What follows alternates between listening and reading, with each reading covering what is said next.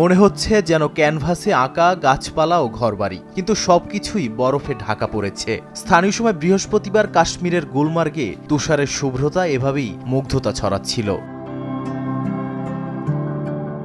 শীত এলেই উপত্যকাগুলোতে ভিড় বাড়ে পর্যটকদের। এবারও তার ব্যতিক্রম হবে না বলে জানিয়েছে স্থানীয়রা। তবে পর্যটকদের সুবিধা অসুবিধার ক্ষেত্রে আগে থেকেই নিরাপত্তা বাহিনীকে সতর্ক থাকার আহ্বান জানিয়েছে হোটেল মালিকরা।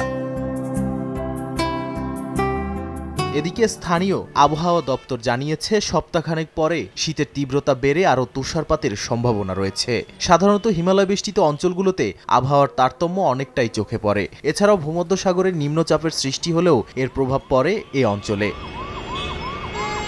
তবে জম্মু কাশ্মীরের আবহাওয়ার পরিবর্তনের প্রভাব উত্তরপ্রদেশ, পাঞ্জাব, হরিয়ানা এবং নয়াদিল্লিতেও পড়ে বলে জানায় আবহাওয়া দপ্তর।